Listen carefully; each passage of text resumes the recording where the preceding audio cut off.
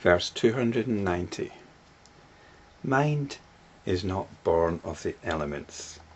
Mind is nowhere to be seen. It is the habit energy of people that brings out into view body, property and abode.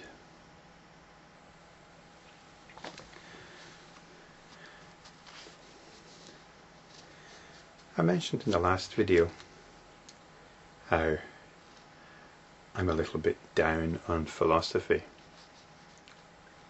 The previous verse spoke about relativity and how in relativity there is no discrimination. And what's meant by relativity here is about coming to terms with how you relate to things. And how we relate to things is the purview of philosophy. This is what philosophy is about, isn't it? It explores things. It questions. It makes deductions based on various assumptions. It makes arguments.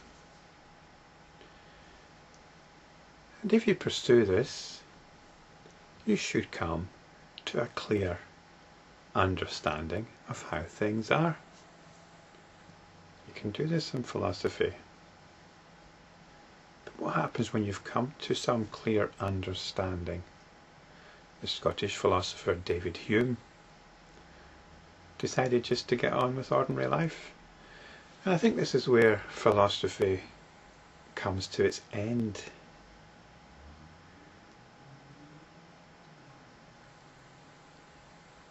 Once philosophy has brought you some clear understanding, where do you go from there? Do you just carry on philosophizing? Or do you stop it and just get on with something else? So philosophy is very much concerned with what we'd call the mind. Mind with a small m. But in the wisdom teachings, we've got another possibility. The possibility of mind, as it's spelt here, with a capital M. This is the option we've got. And if you're an enlightenment practitioner, then you can step right into mind with a capital M. You can switch the video off now and rest there. Or you can just let the words wash over you, or you can allow the words to reinforce your establishment in mind with a capital M. So the question is, well, how do you do that? How do you move from mind with a small m to mind with a capital M? How do you step from mind, from the little mind, to the big mind? Well, you do this by taking no step. This is Zen after all, isn't it? Because what we're doing all the time is stepping away from mind with a capital M. So what we need to do is stop stepping away. It might help if you knew what this mind with a capital M is that we should stop stepping away from. Well, it's very simple. It's very, very simple. But before I tell you, it strikes me there's something rather amazing here. We're talking about the possibility of being free from our minds.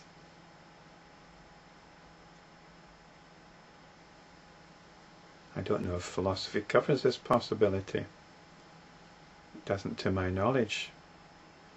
Can we actually step out from our minds?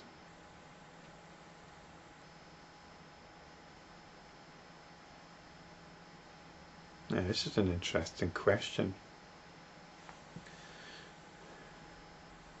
because if we could, wouldn't this be incredibly liberating? Wouldn't this be the meaning of liberation? To be able to step out from our minds. Well, so how do we do this?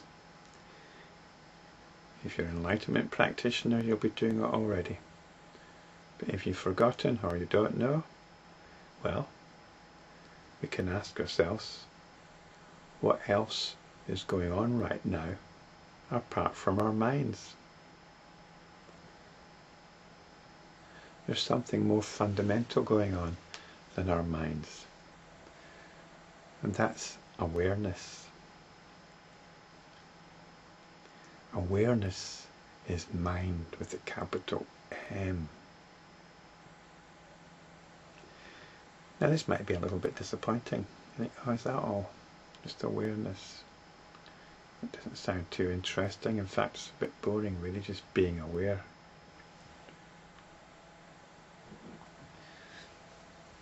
And what's the appeal of it? Well, if you read certain texts or are involved in certain teachings, you might hear, well, it's very blissful. There's a lot of bliss. And you think, well, if there was a lot of bliss there, wouldn't we all be sucking it up?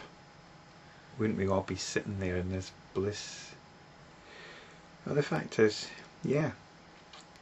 But before you get there, when you come back to awareness, if this prospect doesn't excite you, or you're not aware of the bliss of this possibility, then it means there's something else going on. Something that you're trying to avoid most of the time. There's a basic discomfort. A basic discomfort that has us thrashing around for distractions. Even spiritual distractions which will take us away from this basic discomfort. We have to go through what the junkie would understand as cold turkey. There's a basic existential pain. There's a South African anthropologist who wrote a book called The Pain of Existence. Oh no, it wasn't called that, it was called The Soul of the Ape. But in it he describes the birth of the soul as the experience of pain, existential pain.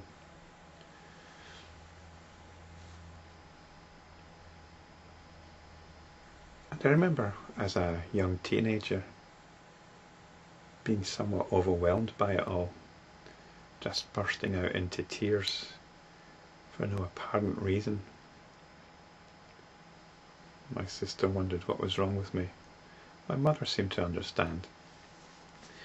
I think the phrase was growing pains. It's a phrase which doesn't seem to be used much. But I used to look at old people and wonder how on earth they got through it all to get to the age they were. So there is a basic discomfort, to say the least.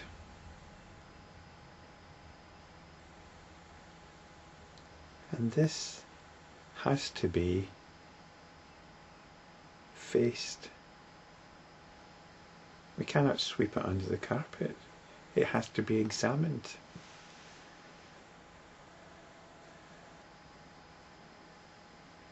If our response to awareness is a rather dismal one, then this is a good clue to have. This gives us something to observe, because this is what imprisons us. It imprisons us in body, property and abode. It imprisons us in ideas about ourselves. very limited ideas about ourselves.